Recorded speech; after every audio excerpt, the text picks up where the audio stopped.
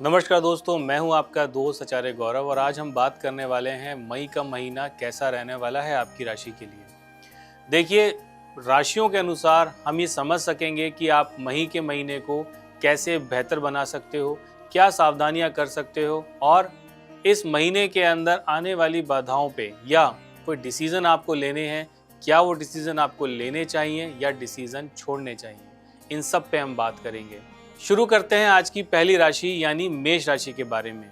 साहस मेरी रगों में है, जीतना मेरी आदत है, बाधाओं को चीर के बढ़ना मेरी आदत है।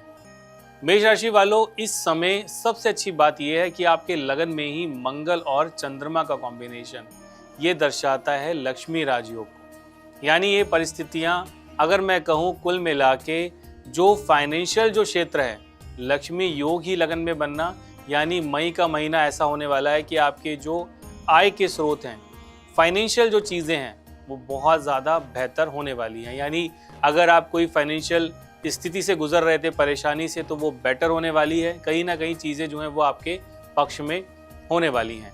लक्ष्मी योग के मतलब से ये स्पष्ट होता है कि इस समय लक्ष्मी योग यानी आपके लगन में बन रहा है। लगन से ठीक नीचे अगर आप देखोगे तो वो होता है 7वां घर, रोज़ाना की कमाई, डेली सोर्स ऑफ इनकम। आप डेली कितना अर्न करते हो, कैसे ग्राहक आते हैं। तो लक्ष्मी योग का मतलब ये है कि जैसे ही सप्तम भाव पे ये कॉम्बिनेशन बनने वाला है मई के महीने के अंदर, रोज़ाना कहीं ना कहीं आय के नए स्रोत मिलना, फाइनेंशियल चीज़ों का बैलेंस होना और एक न्यू कहते हैं ना नई एनर्जी आप महसूस करने वाले हो लगन के इस कॉम्बिनेशन से। दूसरा कॉम्बिनेशन अगर हम समझे तो देखिए, यहाँ पर राहु केतु चले गए हैं पंचम और 11वें में।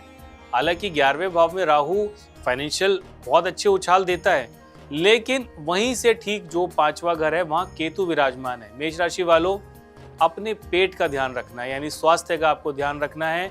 बाहर के खाने से आपको बचना चाहिए, जंक फूड से आपको बचने का प्रयास करना चाहिए। कोशिश करें घर का सात्विक भोजन ही ग्रहण करें। पंचम भाव जैसे मैंने कहा ये हमारे स्टमक का भी है, पंचम भाव बुद्धि का भी है और पंचम भाव प्रेम का भी है, शिक्षा का भी है। तो इससे आप क्या आइडिया लगा सकते हो? सबसे अच्छा तरीका है कि देखिए, केतु का पंचम भाव में आना, यानी अगर आप प्यार के मैटर में आगे बढ़ना चाहते हो तो मई का महीना मेष राशि वालों आपको छोड़ना ही पड़ेगा। कोई कमिटमेंट आप करना चाहते हो, आप उसको छोड़ दीजिए। किसी की गारंटी आप लेना चाहते हो, कोई पार्टनरशिप आप करना चाहते हो, तो मेष राशि वालों मई का महीना मैं कहूँगा बहुत अर्जेंट है। तो कुंडली का विश्लेषण करवा के जरूर इसको आगे बढ़िएगा, वरना अवॉइड कर सकते हो तो अवॉइड करने का प्रयास करिएगा। संतान पक्ष की तरफ अगर मैं कहता हूँ, अगर आप संतान के लिए प्रयास करना चाह रहे हो या चाहते हो संतान मतलब आपकी जो वाइफ है वो कंसीव करें, तो मई का महीना थोड़ा सा आपको छोड़ने का प्रयास करना चाहिए।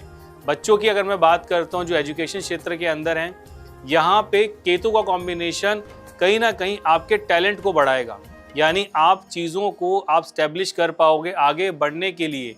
हायर एजुकेशन को मैं कह सकता हूँ, कहीं ना कहीं स्कूलिंग को भी मैं कह सकता हूँ कि ये समय राहु केतु का एक्सेस मेहनत तो बढ़ाएगा, लेकिन राहु केतु का ये एक्सेस आपकी एजुकेशन क्षेत्र के अंदर बहुत बड़े बदलाव को लेकर आएगा। जैसा भी आप हाल फिलहाल में देख ही रहे हो, जो प्राइवेट स्कूल के अंदर और गवर्नमेंट स्कूल के अंदर जो कॉम्बिनेशन चल ही रहा है न्यूज़ के अंदर, ये चीज़ें भी कहीं ना कहीं बदलाव लेकर आएगा। तो आपके एजुकेशन क्षेत्र के अंदर भी मेजर चेंज आने वाले हैं। अब दूसरा एंगल अगर हम यहाँ पे समझते हैं तो देखिए, वो एंगल बनता है आपकी कुंडली के अंदर दूसरा भाव। दूसरे भाव का मतलब होता है कुटुंब, और यहीं पे जो ये कॉम्बिनेशन दर्शाता है, जैसे कि सूर्य का कॉम्बिनेशन भी वहीं पे बनता है, बुध का कॉम्बिनेशन भी वहीं पे बनता है। तो आपको क्या करना चाहिए कि अपने कुटुंब के अंदर अपनी वाणी का आप संयम रखें। अगर आप उनसे आपके कुटुंब के अंदर किसी मैटर को लेकर कोई बात चल रहा है तो संयम से बात करने का प्रयास करिएगा। पहले सोचें समझें, फिर अपनी बात का आपको जवाब देना चाहिए। तो कुल मिला के मेष राशि वालों, ये जो समय आपके लिए रहने वाला है, किसी की गारंटी लेने से बचना है, किसी रिलेशनशिप को आगे बढ़ाना है, कमिटमेंट करने से आपको बचना चाहिए।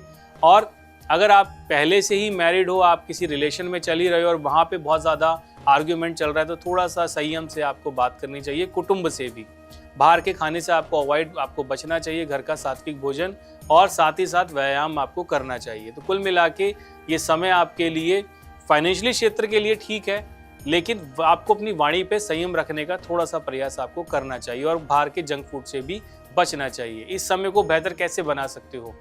सबसे अच्छा तरीका है प्रत्येक मंगलवार के दिन हनुमान जी के मंदिर आप जाएं, वहाँ चमेली के तेल का आप दीपक जलाओगे, विशेष लाभ मिलेगा और मई के महीने में आपको हनुमान जी की ब्लेसिंग्स अवश्य रूप से मिलेंगी। तो आज के लिए इतना ही, इजाज़त दीजिएगा, मिलते हैं अगली राशि में। नमस्कार।